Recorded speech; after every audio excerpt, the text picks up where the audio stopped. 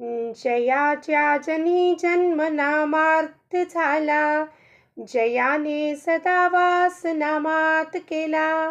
जयाच्या मुखी सर्वदा नाम कीर्ती, नमस्कार त्या ब्रह्म चैतन्य मूर्ती. ಶ್ರೀರಾಮ್ ಸಮರ್ಥ. ಎಲ್ಲ ಆತ್ಮಜ್ಯೋತಿಗಳಿಗೆ ಸಾಷ್ಟಾಂಗ ಪ್ರಣಾಮ ಮಾಡುತ್ತಾ ನನ್ನ ಸದ್ಗುರುಗಳಾದ ಶ್ರೀ ಚಂದ್ರಕುಮಾರ್ ಅವರ ದಿವ್ಯ ಚರಣಾರವಿಂದಕ್ಕೆ ಸಾಷ್ಟಾಂಗ ಪ್ರಣಾಮಗಳನ್ನು ಸಲ್ಲಿಸುತ್ತಾ ಇಂದಿನ 15 ಮೇ ಶ್ರೀ ಮಹಾರಾಜರ ಪ್ರವಚನ, ಯಾರ ಮನಸ್ಸನ್ನೂ ನೋಯಿಸದೆ ಎಲ್ಲರೊಡನೆ ಪ್ರೇಮದಿಂದ ವ್ಯವಹರಿಸಬೇಕು. ಯಾರ ಮನಸ್ಸನ್ನು ನೋಯಿಸದೆ ಎಲ್ಲರೊಡನೆ ಪ್ರೇಮದಿಂದ ವ್ಯವಹರಿಸಬೇಕು. ಇದೇ ನಮಗೆಲ್ಲರಿಗೂ ಇರೋದು ಸಮಸ್ಯೆ. ನಮ್ದು ಇದರಲ್ಲಿ ವಿರುದ್ಧ, ನಾವು ಪ್ರಾಪಂಚಿಕ ಜನರು. ಹಾಗಾಗಿ ನಮ್ಮದು ವಿರುದ್ಧ ಏನು, ಎಲ್ಲರ ಮನಸ್ಸನ್ನು ನೋಯಿಸಿ ಎಲ್ಲರೊಡನೆ ದ್ವೇಷದಿಂದ ವ್ಯವಹರಿಸಬೇಕು. ಅಂದರೆ ನಮ್ಮ ವ್ಯವಹಾರದಲ್ಲಿ ನಾವು ನಿತ್ಯವಾಗಲೂ ಬಳಕೆ ಮಾಡ್ತೀವಿ ನಾವು. ಹಾಗಾಗಿ ಮಹಾರಾಜರು ಹೇಳುವ ಮಾತು ನಮಗೆ ಒಪ್ಪಿಗೆ ಆಗುವುದಿಲ್ಲ. ಆದರೆ ಸಾಧಕನಾದವನಿಗೆ ಇದೆಲ್ಲ ವರ್ಜ್ಯ, ಏನೇನು ಡೋಂಟ್ಸ್ ಇದನ್ನೆಲ್ಲ ಮಾಡಿ ಡೂಸನ್ನೇನು ಫಾಲೋ ಮಾಡಬೇಕಾಗಿದೆಯೋ ಪಥ್ಯಗಳನ್ನು ಅವನು ಮಾಡಲೇಬೇಕು. ಅವನು ಸಾಧನೆಯಲ್ಲಿ ಮುಂದುವರೆದು ಏನನ್ನ ಪ್ರಾಪ್ತಿ ಮಾಡ್ಕೊಳಕ್ಕೆ ಬಂದಿದ್ದೀವಪ್ಪ, ಭಗವಂತನ ಪ್ರಾಪ್ತಿ ಮಾಡ್ಕೊಳ್ಳಿಕ್ಕೆ ಬೇಕು ಅಂದರೆ ಜೋ ಆವಡತೋ ಸರ್ವಾಲ ತೋಚಿ ಆವಡೆ ದೇವಾಲ. ಭಗವಂತ ಎಲ್ಲ ಅಚರ ವಸ್ತುಗಳಲ್ಲಿ ಇದ್ದಾನೆ ಅಂದಮೇಲೆ ಇದು ವಸ್ತು ನನಗಿಷ್ಟ, ಇದು ವಸ್ತು ಇಷ್ಟ ಇಲ್ಲ, ಈ ದ್ವೇಷ ಮಾಡಿದ್ರೆ ಒಂದು ವಿಚಾರ ಆಗಲಿ, ಒಂದು ವ್ಯಕ್ತಿ ಆಗಲಿ, ಒಂದು ವಸ್ತು ಆಗಲಿ, ಇದು ನನಗೆ ಇಷ್ಟ ಆಗೋದಿಲ್ಲ, ಅದನ್ನು ತಿನ್ನೋದಿಲ್ಲ ರೀ, ಅವ್ರ ತಲೆ ಕೆಂಡ್ರಾಗೋದಿಲ್ಲ ರೀ, ಭಾಳ ಮಾತಾಡ್ತಾರೆ, ಇವ್ರು ಭಾಳ ಜಗಳ ಮಾಡ್ತಾರೆ, ಇದು ದ್ವೇಷ. ಇದು ಅಲ್ಲಿ ದ್ವೇಷ ಮತ್ತು ಈ ಪ್ರೇಮ ಎರಡೇ ಒಂದು ನಾಣ್ಯದ ಭಾಗ.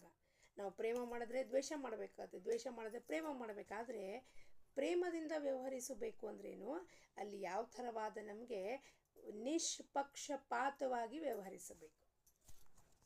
ಸಾಧಕನ ಸರ್ವಾಂಗೀಣ ವಿಕಾಸನ ಆಗಿ ಅವನು ಶಿಷ್ಯ ವೃತ್ತಿಗೆ ಬರಬೇಕು. ಶಿಷ್ಯನಿಂದ ಸತಶಿಷ್ಯ ಆಗಿ ಆತ್ಮನಲ್ಲಿ ನೆಲೆಸಬೇಕು ಅನ್ನೋ ಇಚ್ಛೆನೇ ಗುರುದಿರುವುದಕ್ಕೆ ನಮಗೆ ಎಲ್ಲ ಥರದಿಂದಲೂ ಪರೀಕ್ಷೆ ಮಾಡಿ ಎಲ್ಲ ಪರೀಕ್ಷೆದಲ್ಲೂ ನಾವು ಪಾಸಾಗಿ ಈ ಕಡೆಗೆ ಅವನಲ್ಲಿ ಒಂದಾಗೋ ಏಕೈಕ ಉದ್ದೇಶ ಇಟ್ಕೊಂಡೇ ನಮಗೆ ಅವ್ರು ನಿತ್ಯವಾಗಲೂ ಬೋಧನೆ ಮಾಡೋದು. ಏನು ಹೇಳ್ತಾರೆ ಶ್ರೀ ಮಹಾರಾಜರು, ಯಾರಿಗೆ 4 ದುಡ್ಡು ಉಳಿಸಬೇಕೆಂದು ಅನಿಸುತ್ತದೆಯೋ ಅವರು ಮೊದಲನೇದಾಗಿ ಸಾಲಗಾರು ಆಗಬಾರದು.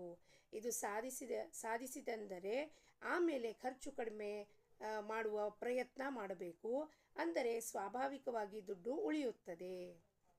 ನಮ್ಮ ಮನೆಯವರ ಅಜ್ಜ ಟೀಚರ್ ಇದ್ದರು.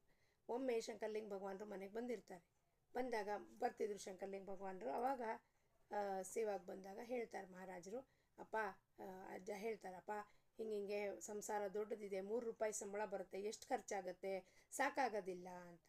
ಅಪ್ಪ ಅಂತಾರೆ, ಎಲ್ಲ ಸರಿ ಹೋಗುತ್ತಪ್ಪ.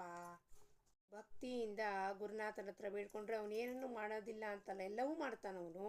ಅದಕ್ಕೆ ಅವನಿಗೆ ನಾವು ಕರುಣಾಸನ, ನಮ್ಮ ಚಿಕ್ಕ ಪುಟ್ಟ ವಿಷಯಗಳನ್ನು ಅವನು ಸಮಸ್ಯೆಯನ್ನು ಅವನು ಸಾಲ್ವ್ ಮಾಡ್ತಾನೆ. ಅಂದರೆ ಅವ್ರು ಹೇಳ್ತಾರೆ, ಆ ತಿಂಗಳಲ್ಲಿ ಅವ್ರಿಗೆ ಕೇವಲ 1.5 ರೂಪಾಯಿ ಖರ್ಚು ಬಂದು ಇನ್ನೂ 1.5 ರೂಪಾಯಿ ಉಳಿದಿರತ್ತೆ. ಅವ್ರು ಹೇಳ್ತಾರಪ್ಪ, ಈ ತಿಂಗಳು ಬರೀ 1.5 ರೂಪಾಯಿನೇ ಖರ್ಚಾಯಿತು. ಯಾಕೆಂದರೆ ಸಾಧಕನ ಮನಸ್ಸು ಇಲ್ಲಿ ಸಿಕ್ಕಾಕೊಂಡ್ಬಿಟ್ರೆ ಅವ್ನು ಸಾಧನೆ ಮಾರ್ಗದಲ್ಲಿ ಮುಂದೆ ಹೋಗೋದಿಲ್ಲ.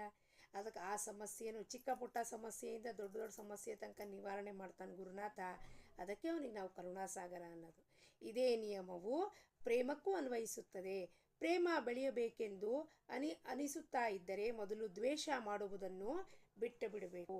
ದ್ವೇಷ ಮಾಡುವುದು ಅಂದರೆ ನಾನು ಹೋಗಿ ಯಾರಿಗಾರು ಬೈತೀನಿ, ಅವ್ರನ್ನ ದ್ವೇಷ ಅಲ್ಲ. ಒಂದು ವಿಚಾರ ನಮ್ಮ ಮನಸ್ಸಲ್ಲಿ ವಿರುದ್ಧ ಬಂದರೂ ಕೂಡ, ನನಗೆ ನಿಮ್ಮ ಮಾತು ಯಾವುದೋ ಇಷ್ಟ ಆಗಲಿಲ್ಲ ಅಂದರೂ ಕೂಡ ಅದು ದ್ವೇಷಕ್ಕೆ ಸೇರುತ್ತೆ. ಅಂದರೆ ಎಲ್ಲಿವರೆಗೂ ನನಗೆ ಈ ರಾಗ ದ್ವೇಷ ಎರಡೂ ಸೇಮ್ ಆಗೋದಿಲ್ವೋ ಅಲ್ಲಿವರೆಗೂ ವೈರಾಗ್ಯ ಬರೋಲ್ಲ.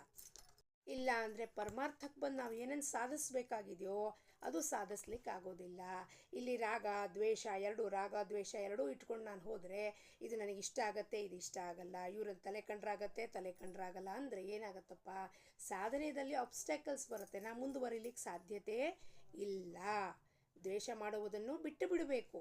ಅನಂತರ ಪ್ರೇಮ ಹೇಗೆ ಬೆಳೆಯುತ್ತದೆ ಎಂಬ ಪ್ರಯತ್ನಕ್ಕೆ ತೊಡಗಬೇಕು. ತಪ್ಪಿಯೂ ಕೂಡ ಯಾರ ಮನಸ್ಸನ್ನು ನೋಯಿಸುವುದಿಲ್ಲ ಎಂಬ ದಕ್ಷತೆ ವಹಿಸಬೇಕು. ನಾವು ಯಾರಿಗಾದರೂ ಕೋಲಿನಿಂದ ಹೊಡೆದು ಅಥವಾ ಬೇರೆ ರೀತಿಯಿಂದ ದೇಹಕ್ಕೆ ನೋವು ಉಂಟು ಮಾಡಿದರೆ ಅದು ಸ್ವಲ್ಪ ಸಮಯದಲ್ಲಿಯೇ ಕಡಿಮೆ ಆಗಬಹುದು. ಹಾಗೂ ಅವನಿಗೆ ನಮಸ್ಕರಿಸಿ ಕ್ಷಮೆ ಕೇಳಿದರೆ ಆ ಮನುಷ್ಯನು ಕ್ಷಮಿಸಲೂಬಹುದು. ಆದರೆ ಮನಸ್ಸನ್ನು ನೋಯಿಸುವಷ್ಟು ಕೆಟ್ಟ ಕಾರ್ಯವು ಬೇರೆ ಯಾವುದೂ ಇಲ್ಲ. ಇಲ್ಲಿ ಒಂದು ಥಿನ್ ಲೈನ್ ಆಫ್ ಡಿಫ್ರೆನ್ಸ್ ತಿಳ್ಕೊಬೇಕು. ಏನಪ್ಪ, ಒಬ್ಬ ಮನುಷ್ಯ ತಪ್ಪು ಮಾಡ್ತಿದ್ದಾನೆ, ಅವನಿಗೆ ನಾವು ಹೇಳಿದ್ವಿ, ಅಪ್ಪ ನೀ ತಪ್ಪು ಮಾಡ್ತಿದ್ಯಪ್ಪ, ಹಂಗೆ ತಪ್ಪು ಮಾಡಬಾರ್ದು ಅಂತ, ನೀನು ಮಾಡ್ತಿರೋದು ತಪ್ಪು, ಮಾಡಬಾರ್ದು. ಅವನೇನು ಮಾಡ್ತಾನೆ, ತನ್ನ ತಪ್ಪನ್ನು ಎಲ್ಲರ ಮುಂದೆ ನಾವು ಬಯಲು ಮಾಡಿದ್ದಕ್ಕೆ, ನೀವು ನನ್ನ ಮನಸ್ಸನ್ನು ನೋಯಿಸ್ಬಿಟ್ರಿ, ಅದಕ್ಕೆ ಒಂದು ಲೈನ್ ಹಚ್ಚಿಬಿಡ್ತಾರೆ ಯಾವಾಗಲೂ. ಏನೋ ಸ್ವಾಮಿ ಹೇಳಿದ್ದಾನೆ, ನ ದುಃಖವಿಮನ ದುರ್ಜನಾಂಚೆ. ನೀನೇನು ತಪ್ಪು ಮಾಡಿದ್ಯಾ ಅದನ್ನು ನೀನು ಎಲ್ಲರ ಮುಂದೆ ಒಪ್ಕೊಂಡ್ಯಾ ಫಸ್ಟು. ನಾನು ಇನ್ನೊಬ್ಬರು ಮನಸ್ಸು ನೋಯಿಸಬಾರ್ದು ಅಂದರೆ ನಾನು ಮಾಡ್ತಿರೋ ತಪ್ಪು, ನನ್ನಲ್ಲಿರೋ ದೋಷ ಯಾರು ನೋಡ್ಕೋತಾರೆ ಫಸ್ಟು. ನಾವು ಬಹಳ ಸುಲಭವಾಗಿ ಈ ಪ್ರವಚನನ ಹೇಳಿರೋ ಶಬ್ದನ ನಮ್ಮ ರೀತಿಯಲ್ಲಿ ನಮ್ಮ ಸ್ವಾರ್ಥಕ್ಕೆ ಬಳಸ್ಕೊಳ್ಳಿಕ್ಕೆ ಇನ್ನೊಬ್ಬರ ಮೇಲೆ ಪಟಕ್ಕಂತ ಅವ್ರು ನನಗೆ ಎರಡು ಮಾತು ಹೇಳಿಬಿಟ್ರು, ಎಲ್ಲರ ಮುಂದೆ ನನ್ನ ಮನಸ್ಸನ್ನು ನೋಯಿಸಿಬಿಟ್ರು, ನೋವು ಆಗ್ಬಿಡ್ತು ಅಂತ ನಾವು ಕ್ಲೇಮ್ ಮಾಡ್ತೀವಿ. ಆದರೆ ನೀನೇನು ತಪ್ಪು ಮಾಡ್ತಾ ಇದ್ದೆ ಅದನ್ನು ಎಲ್ಲರ ಮುಂದೆ ಬಯಲು ಮಾಡಿದ್ರೆ ಇನ್ನಷ್ಟು ನಮ್ಮ ಮನ ಮರ್ಯಾದೆ ಹೋಗುತ್ತೆ. ಅದಕ್ಕೆ ಅವ್ರೇನು ಮಾಡ್ತಾರೆ, ನೀ ತಪ್ಪು ಮಾಡಿದ್ಯಪ್ಪ, ಮಾಡಬೇಡ ಅಂತ ಸೂಕ್ಷ್ಮವಾಗಿ ಹೇಳ್ತಾರೆ. ಗುರು ಯಾವಾಗಲೂ ಸೂಕ್ಷ್ಮವಾಗಿ ಹೇಳ್ತಾನೆ, ಇದು ಹಿಂಗಲ್ಲ, ಇದು ಹಿಂಗೆ ಆಗಬಾರ್ದು, ಇದು ತಪ್ಪಿದೆ, ಇದು ಸರಿ ಮಾಡ್ಕೊಳ್ರಿ ಅಂತ ಸೂಕ್ಷ್ಮವಾಗಿ ಹೇಳ್ತಿರ್ತಾನೆ. ಅದು ಹೇಳದ ಅರ್ಥನ ತಿಳ್ಕೋಬೇಕು. ನನಗೆ ಹೇಳ್ತಿದ್ದಾನೆ, ಸತ್ಸಂಗದಲ್ಲಿ 10 ಜನ ಕೂತಿದ್ರು ಸಹ ಅವ್ನು ಹೇಳುವಾಗ ಎಲ್ಲರಿಗೂ ಇಂಡಿವಿಜುವಲ್ ಇದು ನನಗೆ ಹೇಳ್ತಿದ್ದಾನೆ, ನಾನು ನನ್ನನ್ನು ಸರಿಪಡಿಸ್ಕೋಬೇಕು. ನಾವೇನು ಮಾಡ್ತೀವಿ, ಈ ಪ್ರವಚನ ತಿರ್ಗಾ ಮುರ್ಗಾ ಮಾಡಿಬಿಟ್ಟು ಇದು ನನಗೆ ಅನ್ವಯಿಸೋದಿಲ್ಲ, ಬೇರೆಯವ್ರಿಗೆ ಮಾತ್ರ ಅನ್ವಯಿಸುತ್ತದೆ. ಅದು ಹೆಂಗಾಗತ್ತಪ್ಪ, ನೀನು ಸಾಧನೆ ಮಾಡ್ಲಿಕ್ಕೆ ಬಂದಿದ್ರೆ ಇದು ನಿನಗೂ ಅನ್ವಯಿಸುತ್ತದೆ. ಮಹಾರಾಜರ ಪ್ರವಚನ ಎಲ್ಲರಿಗೂ ಅನ್ವಯಿಸುತ್ತೆ. ಸಾಧನೆ ಮಾಡಿದ್ಮೇಲೆ ಮಹಾರಾಜರ ಪ್ರವಚನ ಅಂದರೆ ಯಾವ ಗ್ರಂಥ ವಾಚನ ಮಾಡ್ತೀವೋ, ಯಾವ ಅಭಂಗ ಓದ್ತೀವೋ ಎಲ್ಲರಿಗೂ ಅನ್ವಯಿಸುತ್ತದೆ. ನನಗೂ ಅನ್ವಯಿಸುತ್ತದೆ, ಇನ್ನೊಬ್ರಿಗೂ ಅನ್ವಯಿಸುತ್ತೆ, ಕೂತಿರೋರು 10 ಜನಕ್ಕೂ ಅನ್ವಯಿಸುತ್ತೆ. ನನಗೆ ಅನ್ವಯಿಸೋದಿಲ್ಲ ರೀ, ನನಗೆ ಬಂದುಬಿಟ್ಟೆ ನಿರುಗುಡ್ಪಣ ಮಾಡೋಕ್ಕೆ. ಅದು ಹೆಂಗಾಗತ್ತೆ? ಪ್ರತಿನಿತ್ಯವೂ ನಮ್ಮನ್ನು ನಾವು, ನಮ್ಮ ಸ್ಲೇಟ್ನ ನಾವು ಕನ್ನಡಿನ ನೋಡ್ಕೋತಿರ್ಬೇಕು. ನಮ್ಮ ಕನ್ನಡಿ ಮೇಲೆ ಧೂಳು ಕೂತಿದ್ಯೇನಪ್ಪ, ಮನಸ್ಸಿನ ಕನ್ನಡಿ ಮೇಲೆ ದೋಷ ವಿಕಾರಗಳ ಧೂಳು ಕೂತಿದ್ರೆ ಅದನ್ನು ಒರೆಸ್ತಾ ಹೋಗಬೇಕು. ಸಾಧನೆ ಮುಖೇನ ಒರೆಸ್ತಾ ಹೋಗಬೇಕು. ಈ ದಕ್ಷತೆನ ವಹಿಸಬೇಕು ನಾವು. ಮನಸ್ಸನ್ನು ನೋಯಿಸಿದರೆ ಪ್ರತ್ಯಕ್ಷ ಪರಮೇಶ್ವರನೇ ನೋಯಿಸಿದಂತೆ. ಏಕೆಂದರೆ ಭಗವಂತನು ತಾನು ಹೇಳಿದ ವಿಭೂತಿಗಳಲ್ಲಿ ನಾನು ಮನಸ್ಸು ಇರುತ್ತೇನೆ ಎಂದು ಹೇಳಿರುತ್ತಾನೆ. ಸೊ ಇದು vice versa, it applies to all of us, not only me but to others also. ಯಾವ ರೀತಿಯಲ್ಲಿ ನಾನು ನಿಮ್ಮ ಮನಸ್ಸನ್ನು ನೋಯಿಸಬಾರ್ದು ಅಂತಿದ್ರೆ ನೀವು ಕೂಡ ನನ್ನ ಮನಸ್ಸನ್ನು ನೋಯಿಸಬಾರ್ದು ಅನ್ನೋ ದಕ್ಷತೆ ವಹಿಸ್ಬೇಕಲ್ವಾ. ನಾನು ನಿಮ್ಮ ಮನಸ್ಸು ನೋಯಿಸ್ತೀನಿ ರೀ, ಅದೇನು ಬೇಕಾದ ಹಾಕೊಂಡು ಹೋಗ್ಲಿ, ನೀವು ಮಾತ್ರ ನನ್ನ ಮನಸ್ಸನ್ನು ನೋಯಿಸಬಾರ್ದು. ಆ ರೀತಿಯಲ್ಲಿ ಇರುವುದಿಲ್ಲ. ವಿಭೂತಿ ಮನಸ್ಸು ಬಹಳ ಪವರ್ಫುಲ್ ಇದೆ. ಅದು ಯಾವ ರೀತಿಯಲ್ಲಿ ನಾವು ಶಬ್ದ ಬಳಕೆ ಮಾಡ್ತೀವೋ ಆ ರೀತಿಯಲ್ಲಿ ಶಕ್ತಿ ಅಲ್ಲಿ ಹೋಗಿ ಹರಿದು ಅಲ್ಲಿ ಒಂದು ಇಂಪ್ಯಾಕ್ಟ್ ಮಾಡುತ್ತೆ. ಅದಕ್ಕೆ ಅವ್ರು ಹೇಳ್ತಾರೆ, ಏನಪ್ಪ, ಯಾರ ಮನಸ್ಸನ್ನು ನೋಯಿಸಬೇಡ್ರಿ. ಶಬ್ದದ ಮುಖೇನ ಬಾಣ ಟಪ್ ಅಂತ ಹಾಕಿದ್ದು ವಾಪಸ್ ತೊಗೊಳ್ಲಿಕ್ಕಾಗಲ್ಲ ಅಂತಾರಲ್ವ, ಅದನ್ನೇ it will have an impact on the mind. ಅದಕ್ಕೆ ನಾವು ಮಾತಾಡುವಾಗ ವಿಚಾರ ಮಾಡಬೇಕು, ನನ್ನಲ್ಲೇನು ದೋಷ ಇದೆ ಫಸ್ಟು ನಾನು ಮಾತಾಡೋಕ್ಕಿಂತ ಮುಂಚೆ ಹೋಲ್ಡ್ ಮಾಡಬೇಕದನ್ನು. ಸತ್ಯದ ವ್ರತವು ಉತ್ತಮವಾದದ್ದೇನೋ ನಿಜ, ಆದರೆ ನಾವು ಪ್ರತಿಯೊಂದರಲ್ಲಿಯೂ ಸಾರ ವಿಚಾರ ಮಾಡಬೇಕಾಗುತ್ತದೆ. ಸಾರ ಮತ್ತು ಅಸಾರ, ಸತ್ಯ ಏನಿದೆ ಅಸತ್ಯ ಏನಿದೆ ಅನ್ನೋದು ವಿಚಾರ ವಿವೇಕದಿಂದ ಮಾಡಿ ಒಬ್ಬ ಮನುಷ್ಯನನ್ನು ನಾನು ಸತ್ಯ ಮಾತನಾಡುವುದನ್ನೇ ಅಷ್ಟೇ ಒಪ್ಪುತ್ತಾನೆ. ಹಾಗೂ ಸತ್ಯ ಮಾತನಾಡುವಾಗ ತಾಯಿ, ತಂದೆ, ದೇವರು, ಗುರುಗಳು ಮುಂತಾದವರ ವಿಷಯದಲ್ಲಿ ನನಗೇನು ಮಹತ್ವವಿಲ್ಲ ಎನ್ನುತ್ತಾನೆ. ಇದಕ್ಕೇನು ಅನ್ನಬೇಕು? ಸತ್ಯ ಪಾಲಿಸುವ ಹೆಸರಿನಲ್ಲಿ ಇಂಥ ಪೂಜ್ಯರಿಗೆ ಅಪಮಾನ ಮಾಡುವಂಥ 10 ಅಪರಾಧಗಳಾಗುತ್ತಿದ್ದರೆ ಆ ಸತ್ಯಕ್ಕೆ ಹೇಗೆ ಉತ್ತಮವೆನ್ನಬೇಕು? ಸತ್ಯ ಹೇಳುವುದೊಂದು ರೀತಿ ನೀತಿ ಉಂಟು. ಆದರೆ ನಮ್ಮ ವಾಯ್ಸ್ ರೇಸ್ ಮಾಡಿ ನಾನು ಸತ್ಯ ಹೇಳ್ತೀನಿ ರೀ, ನಾನು ಯಾರ್ದು ನೋಡೋದಿಲ್ಲ ಅಂತ ಹೇಳಿದಾಗ ಅದು ಉತ್ತಮ ಆಗೋದಿಲ್ಲ. ಇದನ್ನೆಲ್ಲ ಗುರುನಾಥ ಹೇಳ್ಕೊಟ್ಟಿದ್ದು. ಸತ್ಯ ಹೇಳಬೇಕು ಅಂದರೆ ಸತ್ಯನ ಹೆಂಗೆ ಹೇಳಬೇಕು, ಹೆಂಗೆ ಪ್ರತಿಪಾದಿಸಬೇಕು. ಯಾಕೆಂದರೆ ಸತ್ಯ ಯಾವಾಗಲೂ ಕಹಿ ಇರುತ್ತೆ, ಜನಕ್ಕೆ ಒಪ್ಪಿಗೆ ಆಗೋದಿಲ್ಲ. ಸತ್ಯ ಮಾತಾಡಿದ್ರೆ ಯಾರಿಗೂ ಒಪ್ಪಿಗೆ ಆಗೋದಿಲ್ಲ. ಅವರಿಗೆಲ್ಲ ಶುಗರ್ ಕೋಟೆಡ್ ಲೇಪನ ಮಾಡಿ ಮಾತಾಡಬೇಕಾಗತ್ತೆ. ಆದರೆ ಸತ್ಯಕ್ಕೆ ಯಾವ ಲೇಪನವೂ ಇಲ್ಲ. ಅದಕ್ಕೆ ಹೆಂಗೆ ಮಾತಾಡಬೇಕಪ್ಪ ಅನ್ನೋದನ್ನು ಗುರುನಾಥ ತಿಳಿಸ್ಕೊಟ್ಟ. ಕಳುವು ಮಾಡಲಿಕ್ಕಾಗಿ ಬಂದ ಕಳ್ಳನಿಗೆ ಕದಿಯಲು ಅವಕಾಶ ಕೊಡದಿದ್ದರೆ ಅವನ ಮನಸ್ಸು ನೋಯಿಸುತ್ತದೆ ಎಂದು ತಿಳಿದು ಅವನಿಗೆ ಕಳುವು ಮಾಡಲು ಅವಕಾಶ ಕೊಡುವುದು ಉಚಿತವೆನಿಸುವುದೇ?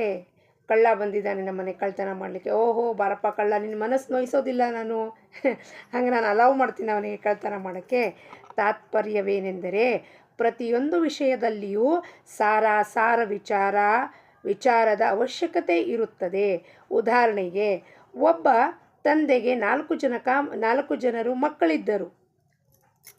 ಆ 4ರಲ್ಲಿ ಒಬ್ಬನಿಗೆ ಸಿಹಿ ಸೇರುತ್ತಿತ್ತು, 2ನೇಯವನಿಗೆ ಹುಳಿ ಸೇರುತ್ತಿತ್ತು, 3ನೇಯವನಿಗೆ ಖಾರ ಸೇರುತ್ತಿತ್ತು ಹಾಗೂ 4ನೇಯವನಿಗೆ ಕರಿದ ಪದಾರ್ಥಗಳು ಸೇರುತ್ತಾ ಇತ್ತು. ಈ 4ರು ತಮ್ಮ ರುಚಿ ವೈಚಿತ್ರ್ಯದಿಂದಾಗಿ ತಮ್ಮೊಳಗೆ ಜಗಳಾಡುತ್ತಾ ತೊಡಗಿದರೆ ಈ ಜಗಳವು ಎಂದೂ ಮುಗಿಯುವುದಿಲ್ಲ. ಈ ಜಗಳವು ಮುಗಿಯಬೇಕಾದರೆ ಆ 4ರು ತಮ್ಮ ರುಚಿಗಳ ಕಡೆಗೆ ದುರ್ಲಕ್ಷ್ಯ ಮಾಡಬೇಕೆಂಬುದು ಮೊದಲನೆಯ ಕೆಲಸವಾಗಿರುತ್ತದೆ. ಉದಾಹರಣೆ ಲೌಕಿಕತೆ ಕೊಟ್ಬಿಟ್ಟು ಮಹಾರಾಜರು ಹೇಳ್ತಾರೆ, ಪರಮಾರ್ಥಕ್ಕೆ ಬಂದರೂ ಕೂಡ ನನಗೊಂದು ಇಷ್ಟ ಇರ್ಬೋದು, ಇನ್ನೊಬ್ಬರಿಗೊಂದು ಇಷ್ಟ ಇರ್ಬೋದು, ಒಬ್ಬರು ತತ್ವವಾದಿ ಇರ್ಬೋದು, ಒಬ್ಬರು ಭಕ್ತಿ ಮಾರ್ಗದಲ್ಲಿರ್ಬೋದು, ಒಬ್ಬ ಜ್ಞಾನ ಮಾರ್ಗದಲ್ಲಿರ್ಬೋದು, ಕರ್ಮ ಮಾರ್ಗದಲ್ಲಿರ್ಬೋದು.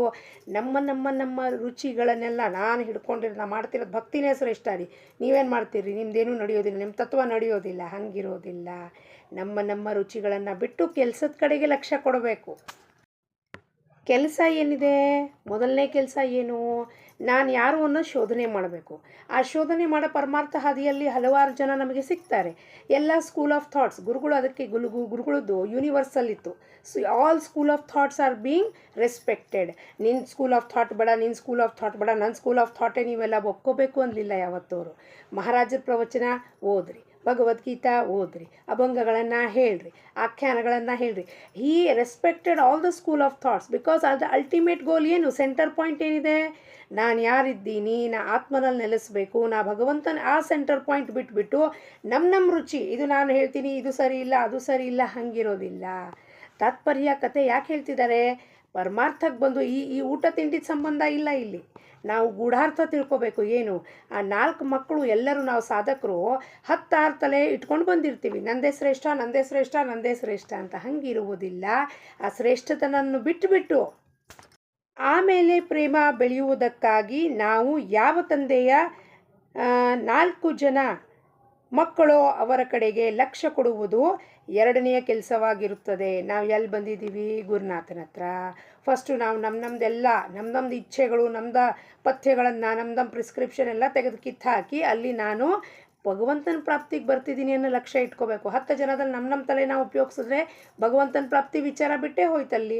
ಅದು ಬಿಟ್ಬಿಟ್ಟು ಮತ್ತು ಸೆಕೆಂಡ್ರಿ ನಮ್ಮದೇ ಶುರುವಾಯ್ತಲ್ಲಿ. ನಮ್ಮದೇ ಶುರುವಾಗಿದ್ದರೆ ಪ್ರಪಂಚದಲ್ಲೇ ಸರಿ ಇದ್ವಿ, ಪರಮಾರ್ಥಕ್ಕೆ ಯಾಕೆ ಬರಬೇಕಾಗಿತ್ತು. ಆಮೇಲೆ ಅವ್ರು ಹೇಳ್ತಾರೆ, ಆ ತಂದೆ ಕಡೆ ಲಕ್ಷ್ಯ ಕೊಡಬೇಕು. ಯಾರು ನಮ್ಮನ್ನು ಪಾಠ ಹೇಳ್ಕೊಡ್ತೀಯನೋ ಪರಂಪಿತ ಪರಮಾತ್ಮ ಸದ್ಗುರುನಾಥನ ಕಡೆ ಲಕ್ಷ್ಯ ಕೊಡಬೇಕು. ಅಂದರೆ ಸಹಜವಾಗಿ ತಮ್ಮ ಸ್ವತಃದ ರುಚಿಗಳ ವಿಸ್ಮರಣೆಯಾಗಿ ನಾವೆಲ್ಲರೂ ಬಂಧುಗಳೇ ಇರುತ್ತೇವೆ ಎಂದು ಒಂದೇ ಭಾವನೆ ಕಣ್ಮುಂದೆ ಉಳಿದು ಪ್ರೇಮದ ಪೋಷಣೆಯಾಗುತ್ತದೆ. ನಮ್ಮ ಸ್ವತಃದ ರುಚಿ ಅಂದರೆ ನಮ್ಮ ಸ್ವತಃದ ಅಭಿಮಾನ, ನನಗಿದೇ ಇಷ್ಟ, ಇದು ಹೀಗೆ ಆಗಬೇಕು ಕೆಲಸ, ಇದು ಹೀಗೆ ಆಗಬೇಕು ಅನ್ನೋದನ್ನು ವಿಸ್ಮರಣೆ ಆದಾಗ ಏನಾಗುತ್ತೆ, ಪೋಷಣೆ ಆಗುತ್ತೆ. ಆವಾಗ ನಾವೆಲ್ಲರೂ ಜೊತೆಗೆ ಸೇರಿದಾಗ ನಾವೆಲ್ಲ ಗುರು ಬಂಧುಗಳು ಇದ್ದೀವಿ ಅನ್ನೋ ಭಾವನೆ ಖಂಡಿತವಾಗ್ಲೂ ನಿರ್ಮಾಣ. ಇಲ್ಲಾಂದರೆ ಮನಸ್ಸೊಳಗೆ ಹೊರಗಡೆಯಿಂದ ತೋರ್ಸೋಕ್ಕೆ ಮಾತ್ರ ಸೆಲ್ಫಿನಲ್ಲಿ ಕೈ ಇಟ್ಬಿಡೋದು, ಒಳಗೆ ಕುದೀತಾ ಇರುತ್ತೆ ಭಾವನೆ, ಕ್ರೋಧ, ದ್ವೇಷ, ಆವೇಶ, ಅಸೂಯೆತನ. ಹೊರಗಡೆ ಅವ್ರ ಜೊತೆ ಸೆಲ್ಫಿ ತೆಕ್ಕೊಳ್ಳೋದು, ಅದರದ್ದೇನು ಉಪಯೋಗ ಇಲ್ಲ, ಅದು ತೋರ್ಪಡಿಕೆ ಆಗುತ್ತದೆ. ಯಾವುದೇ ಪರಿಸ್ಥಿತಿಯಲ್ಲಿಯೂ ಅನ್ಯೋನ್ಯವಾಗಿ ಆತ್ಮೀಯತೆಯಿಂದ ಹಾಗೂ ಪ್ರೇಮದಿಂದ ಇರಬೇಕು ಎಂಬ ವಿಚಾರವನ್ನು ಪ್ರತಿಯೊಬ್ಬ ಸಹೋದರನು ಪಾಲಿಸಿದರೆ ಯಾರ ಮನಸ್ಸನ್ನು ನೋಯಿಸದೆ ಕುಟುಂಬದಲ್ಲಿ ಸಮಾಧಾನ ಹಾಗೂ ಆನಂದ ವಾತಾವರಣ ನಿರ್ಮಾಣವಾಗುತ್ತದೆ. ಮನೆಯಿಂದ charity begins at home, from home till outside you have this attitude to accommodate ಮಾಡುವುದು ಅಂದರೆ ತಪ್ಪು ತಿಳ್ಕೊಬಾರ್ದು. ಏನಪ್ಪ, ನಾನು ಎಲ್ಲರನ್ನೂ ಪ್ರೇಮ ಮಾಡ್ತೀನಿ, ನಾನು ಭಕ್ತಳಿದ್ದೀನಿ, ಮನಸ್ಸು ನೋಯಿಸೋದಿಲ್ಲ, ಆದರೆ ನನ್ನ ಮನಸ್ಸು ಎಲ್ಲರೂ ನೋಯಿಸೋದು ನಡೆಯುತ್ತೆ, ಹಂಗಿರುವುದಿಲ್ಲ. ಯಾಕೆಂದರೆ ಒಳಗೆ ನನಗೆ ಗೊತ್ತಾಗ್ತಿದೆ ಅವ್ರು ನನ್ನ ಮನಸ್ಸು ನೋಯಿಸ್ತಿದ್ದಾರೆ, ಆದರೆ ನಾನು ಸುಮ್ಮನೆ ಯಾಕೆ ಕೂತಿದ್ದೀನಿ, ನನಗೆ ಹೇಳಲಿಕ್ಕೆ ಆಗ್ತಿಲ್ಲ, ಅದು ಅಲ್ಲ. Accommodation means you have your own things, conditions of the mind, and that has its own condition of the mind. You listen, you accept it, but what you have to tell, what you have to speak, you speak, but without bringing in animosity. ಪಶುವೃತ್ತಿನ ತರಬೇಡಿಯಲ್ಲಿ ಆವೇಶ ಬಂದುಬಿಟ್ಟು ನಾನು ಹೇಳೋದೇ ಸರಿ, ನಾನು ಹೇಳೋದೇ ಒಪ್ಕೊ, ನೀನು ಈ ಕೆಲಸ ಹೀಗೆ ಮಾಡಬೇಕು, ಆ ದರ್ಪ ಬೇಡ. Be polite and humble in expressing your thoughts. ವಾಣಿಗೆ ಸೌಕರ್ಯ ಅದಕ್ಕೆ ಕೊಟ್ಟಿರೋದು, ನಿನ್ನ ಮನಸ್ಸಿನ ಭಾವನೆ ವ್ಯಕ್ತಪಡಿಸು, ಕುಗ್ಗಿ ಒಳಗಿಟ್ಕೊಂಡು ಸಾಯಬೇಡ ಅಂತ ಭಗವಂತ ಹೇಳ್ತಾ, ನಿನಗೆ ಯಾಕೆ ಸೌಕರ್ಯ ಕೊಟ್ಟೀನಪ್ಪ, ನೀನು ನಿನ್ನ ಮಾತನ್ನು ಎಕ್ಸ್ಪ್ರೆಸ್ ಮಾಡು, but don't expect that others will accept it ಅಂತ. ಯು ಎಕ್ಸ್ಪ್ರೆಸ್ ಅಷ್ಟೇ. ಎರಡು ಪರಿಸ್ಥಿತಿ ಉಂಟಾಗುತ್ತೆ ನಾನು ಎಕ್ಸ್ಪ್ರೆಸ್ ಮಾಡಿದಾಗ. ಒಂದು ಪ್ರತಿಕೂಲ ಪರಿಸ್ಥಿತಿ, ಒಬ್ಬರು ನನ್ನ ಮಾತು ಒಪ್ಕೋಬಹುದು. ಎರಡು ಪ್ರತಿಕೂಲ ಅಂದರೆ ಒಪ್ಕೊಳ್ಳದೇ ಇರಬಹುದು, ಅನುಕೂಲ ಸ್ಥಿತಿ ಅಂದರೆ ಒಪ್ಕೋಬಹುದು. ಎರಡೂ ಕೂಡ ನಾನು ಒಪ್ಕೋಬೇಕು. Yes, this is the result. You may accept, you may not accept, you may get convinced, you may not get convinced, you may agree, you may disagree. Both should be fine to me. That is meaning of accommodative nature ಅಂತಂದರೆ ಏನು? ಪರಮಾತ್ಮನಿಗೆ ದುರ್ಯೋಧನ ಒಪ್ಕೊಳ್ಳಿಲ್ಲ, ನಾನು ಒಪ್ಕೊಳ್ಳೋದಿಲ್ಲ ನಿನ್ನ ಮಾತು, ಯುದ್ಧ ಮಾಡಲೇಬೇಕು ಅಂತ. ಪರಮಾತ್ಮನ ಮೇಲೆ ಸಿಟ್ಟು ಮಾಡಲಿಲ್ಲ. ಏನು ಬೇಕು ನಿನಗೆ ಕೇಳ್ದ. ಅರ್ಜುನ ಅಂದ, ನೀನು ಬೇಕು. ಅವನದ ನನಗೆ ಅಕ್ಷೋಹಿಣಿ ಸೈನ್ಯ ಬೇಕು. ಪರಮಾತ್ಮ ದ್ವೇಷ ಮಾಡೋದನ್ನ ದುರ್ಯೋಧನನ್ನ ಅಲ್ಲ. ಪರಮಾತ್ಮ ಅವನಿಗೆ ಅಕ್ಷೋಹಿಣಿ ಸೈನ್ಯ ಕೊಟ್ಟ. ಸ್ವತಃ ಇಲ್ಲಿ ಸಾರಥಿಯಾದ. ಪರಮಾತ್ಮನಿಗೆ ಗೊತ್ತು ಅವನಿಗೇನು ಬೇಡಿಕೆ ಇದೆ ಅದನ್ನು ಕೊಟ್ಟ. ಆದರೆ ನೀನು ನನ್ನ ಮಾತು ಒಪ್ಕೋತಾ ಇಲ್ಲ ಕಣೋ ದುರ್ಯೋಧನ, ಆಯಿತು ನೀನು ಈಗಲೇ ಗೆಟ್ ಔಟ್ ಮಾಡಿಬಿಡ್ತೀನಿ ಅಂತ ಹಂಗೆ ಮಾಡಲಿಲ್ಲ. ಈಗ ಒಬ್ಬರದ್ದು ಕಳ್ಳ ಸ್ವಭಾವ, ಸುಳ್ಳು ಸ್ವಭಾವ, ಮೋಸ ಮಾಡೋ ಸ್ವಭಾವ, ವಿಶ್ವಾಸಘಾತ ಮಾಡೋ ಸ್ವಭಾವ ಇರುತ್ತೆ ಅಂದ್ಬಿಟ್ಟು you should not hate that person. That is the conditioning of the mind. ಆ ನೇಚರ್ ಹಂಗೆ ಆಗೋಗಿದೆ ಮನಸ್ಸಿಂದು. Either if you want to help you help, or you just don't talk. That doesn't mean I hate that person ಅಂತಲ್ಲ. ಎದುರುಗಡೆ ಬಂದಾಗ I talk with the person as it is, as we talk with other person, but his conditions of the mind I am not going to change. It is his job to change his or her mind ಅಷ್ಟೇ. ಇಂದಿನ ಬೋಧವಚನ, ಸಾಧಕನ ಮನೆಯಲ್ಲಿ ಎಷ್ಟು ಪ್ರೇಮ ಇರಬೇಕೆಂದರೆ ಅದನ್ನು ಬಿಟ್ಟು ಹೋಗುವವರಿಗೆ ಮತ್ತೆ ತಿರುಗಿ ಆ ವಾತಾವರಣದಲ್ಲಿ ಯಾವಾಗ ಬರುತ್ತೇವೆಯೋ ಅಂದು ಅನಿಸಬೇಕು. They should come back again and again. Yes, ಬರಬೇಕು, ಇವ್ರ ಜೊತೆ ಮಾತಾಡಬೇಕು, ಇಲ್ಲಿ ಕೂಡಬೇಕು, ಸಮಯ ಕಳಿಬೇಕು ಅನ್ನಬೇಕು ಅನ್ನೋದ ಪ್ರಯತ್ನ ನೀವು ಸೇರಿ ಎಲ್ಲರೂ ಮಾಡೋಣ ಅಂತ ಹೇಳುತ್ತಾ, ಜಾನಕಿ ಜೀವನ ಸ್ಮರಣೆ. ಜೈ ಜೈ ರಾಮ್. ಲೋಕಾಹ ಸಮಸ್ತಾಹ ಸುಖಿನೋ ಭವಂತು.